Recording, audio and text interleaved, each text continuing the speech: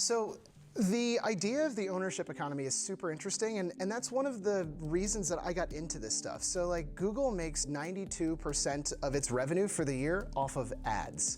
And that's crazy, right? Like I'm basically losing money or not being rewarded for the engagements that I end up making, whether I'm looking at a particular advertisement or I click into something.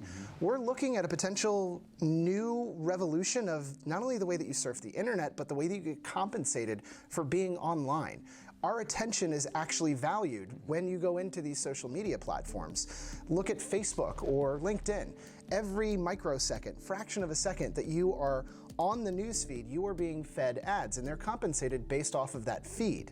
So if there was a platform, which I'm sure there will be, and eventually it's a race to the top, that allows you to be compensated for every click, for every ad that you view. And there's been models that have tried to do this on Web 2. It just hasn't been very easily monetized. But we're talking about giving people the chance to take back what is ultimately theirs.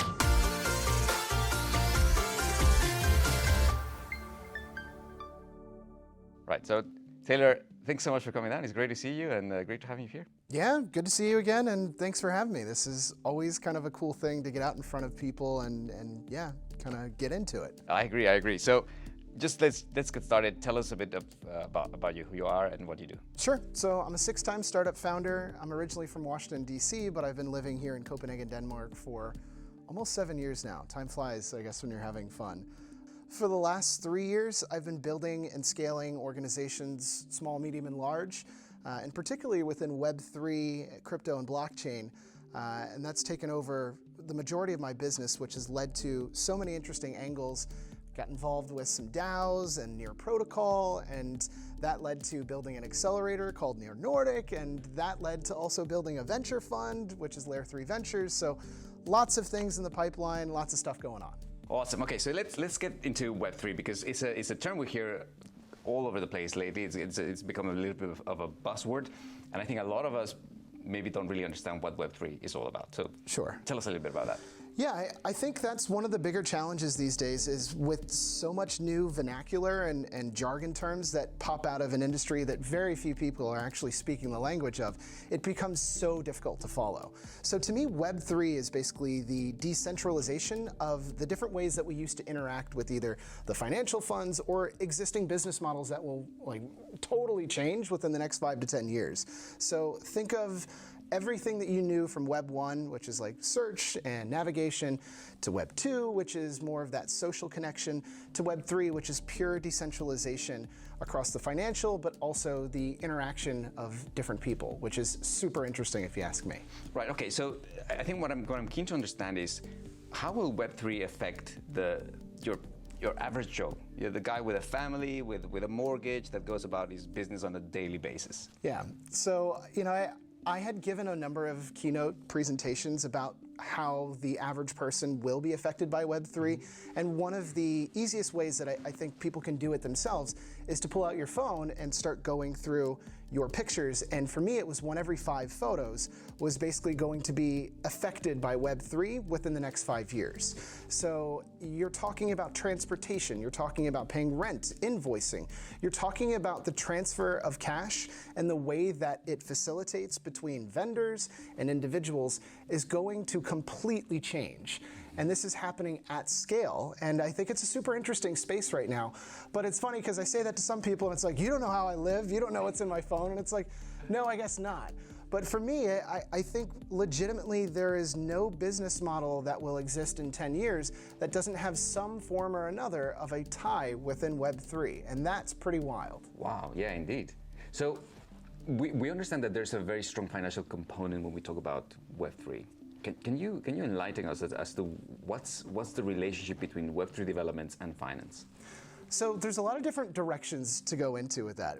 Cool question, but I think one of the bigger challenges is the education side of what actually can you do with this technology, and it kind of fractals out when you start looking at the different ways that smart contracts work and look at the world of legal and just realize that every single thing that you have ever signed is technically a contract. If you had it on a ledger, it would be saved there forever, unable to be edited, which means, hey, you get rid of fraud. Or another thing could be, instead of just throwing your assets, your money, into a bank, maybe you're able to actually get more value out of it by getting better interest rates. Or maybe the thought is, I want to be able to, I don't know, capitalize on a number of different assets that I just want to hold in my savings. And that's like liquidity pools and yield farming. Like there's so many different ways. And I think the misnomer right now is that people are like, so you just get on an exchange and like you buy a coin and then you hold it. And it's like,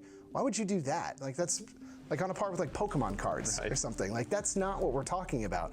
I think the real interesting stuff is really popping out of DeFi, decentralized finance. And that to me is staking, liquidity pools, and yield farming, and some of these like really interesting loan platforms that are coming out as well, which, I mean, it changes the whole dynamic in the way that we used to think about personal finance as well as business finance. Yeah. Like, dude, right now, I am losing money by leaving it in the bank.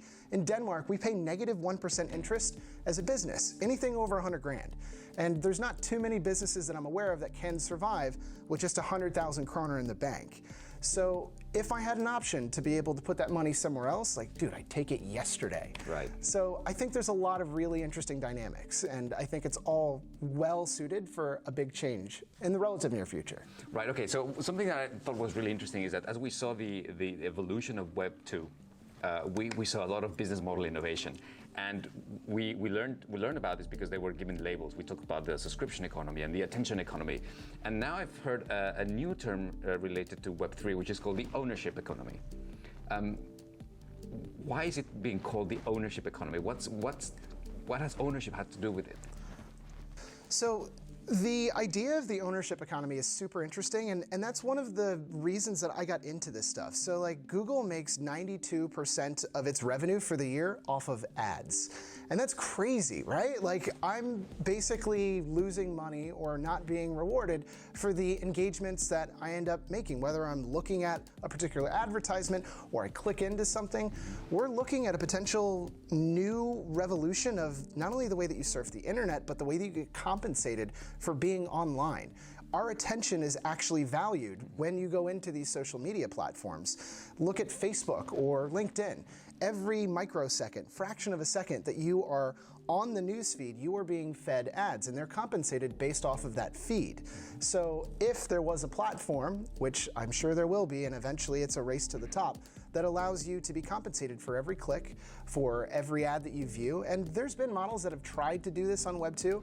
It just hasn't been very easily monetized. But we're talking about giving people the chance to take back what is ultimately theirs.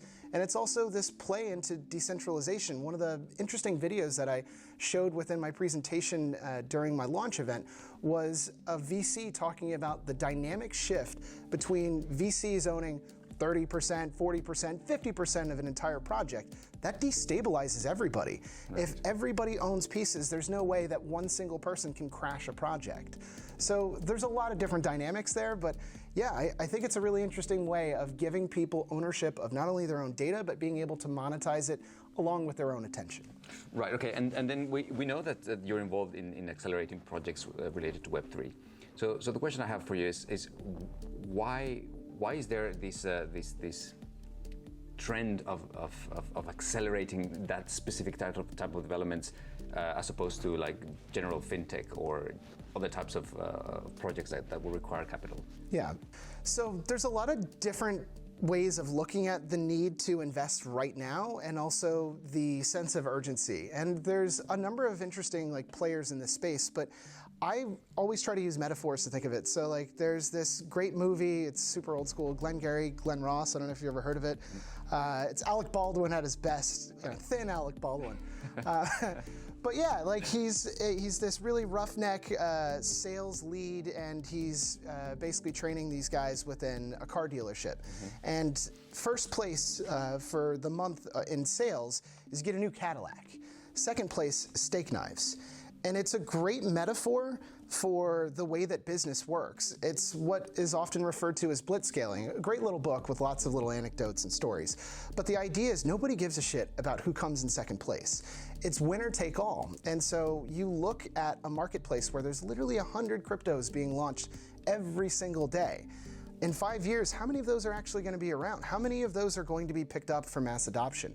I'd say very few.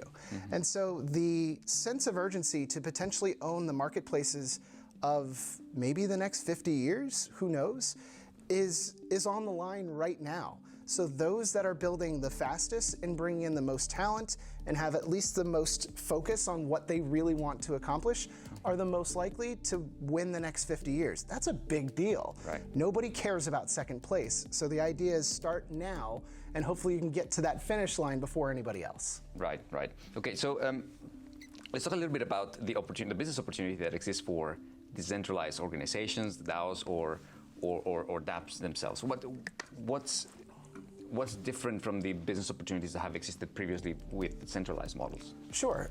I think one of the bigger challenges, and I struggle with this sometimes too, is you're not taking Web2 artifacts or apps or business models and just shifting them over.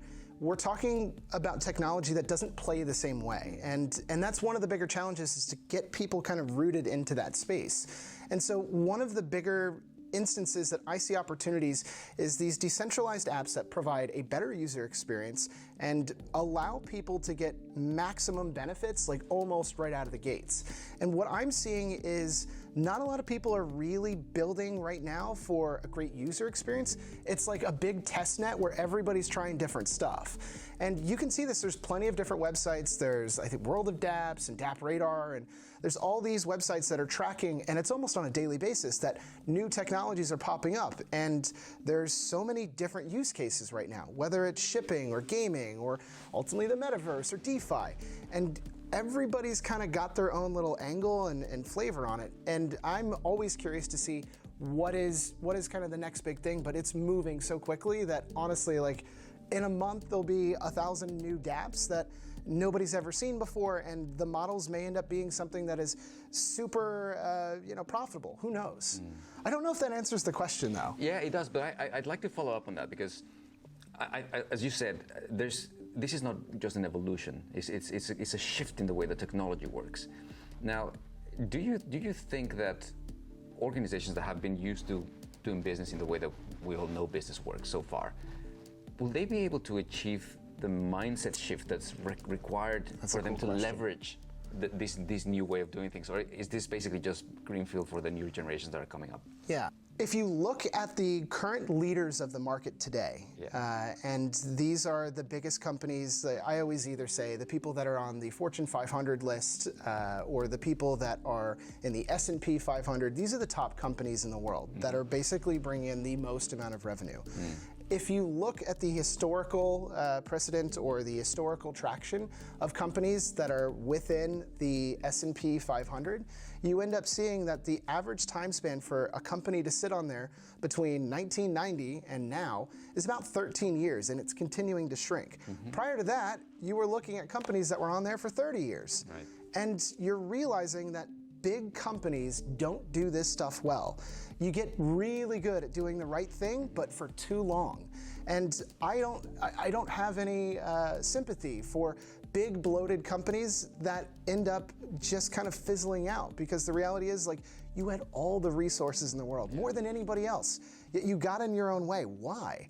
And I think of it as like maybe an out of shape Olympian, somebody that wins the gold. Like there's this great story of Rulon Gardner, who was basically, he was on The Biggest Loser, an American reality television show. This guy beat out the favored Russian guy in the 2000 Olympics, and it was this great story. And then flash forward like 15 years, and the guy's super fat and out of shape. And the problem is that guy knows what he is supposed to do. He knew that he needs to eat right, exercise, not stuff his face with, terrible food, but ultimately he didn't. And the reality is he got too comfortable, or he rested on his old victory. And the reality is big companies do that too, but at much bigger scales. And it's super disappointing. I walk into a lot of these places and I'm like, look guys, like somebody's gonna be eating your lunch in about 5 years. What do you wanna do? And it's like, well, that hasn't happened in the last 5 years. And it's like, no, of course not. I think we're going to see that at scale, and I don't necessarily empathize with a lot of people that just get lazy because they won big a long time ago. So that's a great analogy to make. So, in your mind, do you think, you mentioned earlier that in the future we'll see every single business with a component of Web3 in it. My question is there still space for the traditional way of doing business? Or do we see these conflicting ideologies, ones that's rising up with Web3 and decentralization? Will there be still a place in the market for centralized business models? Sure. So if the question is, will there be traditional businesses in a world where Web3 has grabbed on to the majority of businesses? Of course. There are still somewhere out there's got to be a typewriter repair person. Like right. I'm sure somebody does that. You know, I was out at a really awesome offsite event in Italy last week, working with an ag tech company that's a market leader within their particular agricultural technology. And I was showing them how to use AI in order to create content and AI in order to automate some of the messaging. And you would have thought that I was telling them that they had to kill their firstborn and give up everything that they knew to be the truth. And it's like, look, I'm not inviting this stuff into your organization. I'm just telling you what's coming. You know, you can decide if you watch the news in the morning whether or not you want to bring an umbrella with you, because the forecast is it's going to rain. You know, I didn't invent the rainy day. I just happen to have one of the better umbrellas. So the idea is that if you know that this is going to affect you in one way or another, why wouldn't you at least glance over at it and be like, what is this? As opposed to, no, not in my backyard, because I see that all the time, and it's the most frustrating thing. Some people you can tell until you're blue in the face that this will change a lot of different dynamics. You might as well play with it while it's early so you have an understanding of it by the time it's really here. And I think most people are uncomfortable with change. I know I certainly am, and I think the average person doesn't necessarily immediately embrace something they're not familiar with. And I think education is a big part of that, but the other side of it is just being open to the way that the market works. You know, it doesn't care about your feelings, doesn't care what you've done before. It cares about what's happening right now and money. And so if you are able to save people money, do something faster, and automate most of the things that used to be a manual thing or really sucked at doing, then you're going to find that people are going to embrace that because it's just better. Yeah, I spent a lot of time working with transformation, and I think one of the main differences between change and transformation is that in order for transformation to be successful, you have to unlearn what you've known to be true so far. Yeah. And I think as individuals and as organizations, unlearning is very difficult. So I think there's really an uphill battle for companies to really grasp the potential of Web3 and to thrive on it, right? Yeah, well, I think it's also generational. I don't want to have people think that I'm ageist or whatever, but there is a very interesting dynamic there. And if we want to call it innovation or corporate innovation, that's fine. But the idea of somebody getting into a workforce pre-internet and using a very simplistic version of computers and then being continuously smacked in the face with new and new and new technology, at some point you're like, you know what, I can't keep up. Like I'm just gonna stay on like this side of things, and hopefully this is enough to get me through the night. And I think that you'll have a lot more people that are somewhat more familiar with that space, whether they're millennials or Zs, that are used to this rapid change on a regular basis. And I think the user experience has gotten so much better that, yeah, it should be easier to adapt. But there's definitely going to be that overlap of people that are like, I can't, I won't, I don't like anything that is new, and you know, I have nothing to give them at that point. Yeah, right. And you speak very passionately about this, and I'm sure there's a lot of things that excite you about it. But is there anything in particular that you think, oh, I can't wait for this to become a reality in relation to the potential of Web3?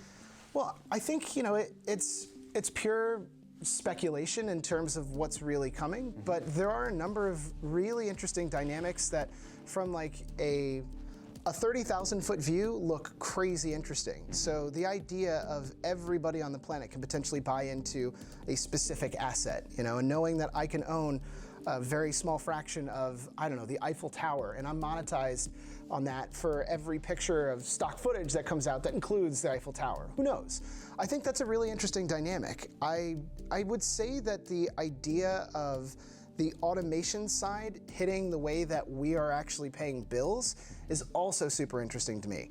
And I'm just going through it right now, so that's why it's top of mind, but it's like, damn taxes and having to pay all of the little things that I'm opening a business or running a business in a foreign country. I have no idea how half these things work, and you really have to figure a lot of these things out. But there's constant transfers of different elements of money, and if you have a ledger that tracks all of this, then you don't need me to, at the end of the month, sit there with an accountant for an hour, and you don't need me to do that once every quarter for 4 hours. Like, these are things that I hate doing as a business owner, I hate doing as a person, and I imagine an automated version of that is coming in the relative near future, where I don't need to upload anything to anyone ever because it's all tracked. Like, that's so much easier, and like that level of finance is maybe not the sexiest thing to some people, but it affects me on a daily basis. Right, it's also a problem that you have. Totally. Yeah.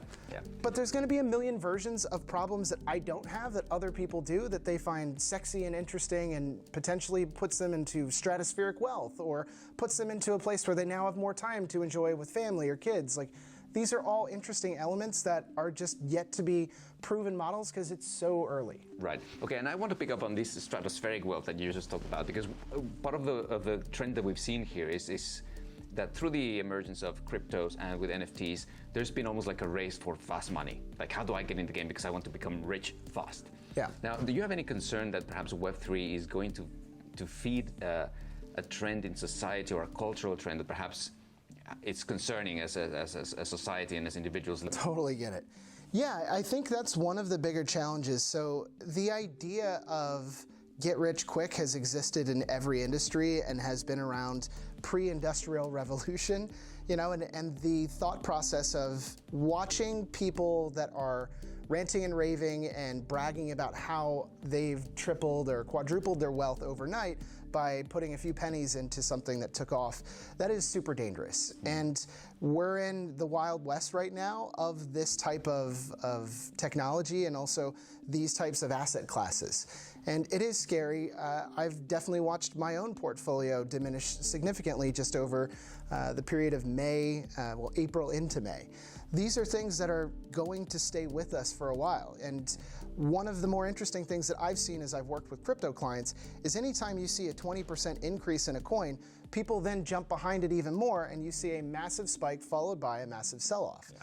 And there's all kinds of bad players in this space that are building hubs or pods of people that basically buy in at the same time, and then everybody's like, oh shit, there's 20% growth here, I gotta get in, I'm missing my action, and then everybody sells off and then you're left holding the bag, which is a fancy way of saying you're kind of screwed. It's a pump and dump. Yeah, and that's becoming so commonplace, and as regulation eventually comes around to this scene, I think you're gonna see a lot more standardization, a lot more security, and probably a lot less of these crazy projects that are rug pulls or just completely go to zero. And to me, that's what I'm looking for, because right now it's really millionaires and billionaires that are pulling all the strings. My little investment of $100 here or even $500 there does not affect the price of a coin at scale. Yeah. But if somebody has 500 million, they can potentially crash entire projects and ruin lives. And you saw this with Luna not too long ago, where they basically unhinged the stable coin that was backing this thing. Yeah. This is a real thing. When we last met, you showed a clip about how regulation validates these sort of initiatives, and then actually when regulation comes in, we see an increase in the uptake of the Wild West, as you call it now, right? So do you see that happening anytime soon with Web3 developments as well, or are we way too early in the hype cycle to anticipate regulatory framework? So this happens within the kind of traditional finance space in terms of stocks, and whenever there's a pretty sharp decline within the market, it basically is like taking the water out of a bay, and you start to see like these sunken vessels and things that normally wouldn't get exposed. And what we've uncovered with doing that is monsters that probably shouldn't have been around to begin with. So as we get into, and there'll be other projects that go from a crazy more than $1 billion valuation down to zero, that's where the government will in earnest step in, and who knows if it's all for the best at the immediate, but in the long run, absolutely. The reason that I know when I go to the store and I slap down a kroner or a dollar, and I expect to be able to get either change back or make a purchase, is because it is stable. Yep. And most people are apprehensive about buying into something that is relatively new and unproven. So yeah, I'm a proponent of regulation on this front, because there is nothing stopping anybody with a crazy amount of money to short all kinds of stocks and then invest in them and then immediately pull out the same amount of money just to have it go down. Like, that's baffling to me. So I'd like to see more of it. And I would say that the people that are in charge of making these decisions are so far behind the curve because this technology is so new. Yeah. And you're definitely seeing that in the US. I can't speak really for how things are going in Denmark specifically, but I do think that the EU is a little further ahead with at least some of the regulation. Yeah, indeed. All right, and then maybe just to close, could you recommend for the average individual that is just starting to hear about this, any platforms or anything they could engage with to start testing out what Web3 is all about, so they become more familiar with it and perhaps more comfortable with the whole developmental side of the technology? Yeah. So I can't remember the psychology principle of this. It's basically, for a business owner, you don't become actually invested in your company until you're starting to spend your own money on stuff. Right. And a lot of people go through this. Like, it's nights and weekends and they still keep their day job. The moment that you quit your day job and then you're taking your own finances out and putting it into something, it's like, oh, now it's real. Like, that's money that I had put away and now that's spent. If you do that, I think it does actually, it clicks something in your head that makes you a little more engaged. So what I have proposed to a lot of people is, like, you know, take what you can afford to maybe not see again in order to test out some of these different projects and platforms. So I've always encouraged people, get on a reputable exchange. There's lots, I mean, you Google the word exchange and you'll find lots of ads, and then eventually organic traffic. That's a whole different conversation. But you'll find eToro, Binance, you know, crypto.com, whatever, you know, pick your flavor. And buy a couple of tokens and then try to take those tokens, transfer them somewhere else. See how hard that is. The first time I did it, I was watching videos like on YouTube for the first like half hour. My hands were sweating and I was afraid I was gonna lose all my money, you know? And I transferred it into a second wallet and I was like, okay, that wasn't so bad. I can see it there, you know, like there's some gas fee, whatever. Then I transferred it to a exchange that did DeFi. So I think the platform I did was Ref Finance and it was related to Near, but then it allowed me to go on to staking and understand that now I was getting 20% interest on the same asset that I owned before. When you go through a couple of these steps, and it is uncomfortable at first, you'll start to realize, like, oh, that's what I was freaked out about. That wasn't actually that hard. It's just, no, most people don't take that first step. I had a number of people on my team that I wanted to kind of give this to, and so I'm like, all right, I'm gonna show everybody how to open up a wallet. If you want to, I'll give you the 300 kroner to get started. Right. And half the team said no. And I was like, what? It's free money. And it's like, yeah, but I don't know what this is. Like, I have no idea. Like, they're asking for IDs, and it's like, yeah, it's called Know Your Customer, like KYC. It's so that you're not some nefarious drug lord that's like laundering money. And even then, and these are young people that are still apprehensive about stepping into something because it's all so new. So my biggest advice would be get on an exchange, acquire a coin, transfer it to a different wallet like MetaMask or Trust Wallet, and then transfer it to a different platform.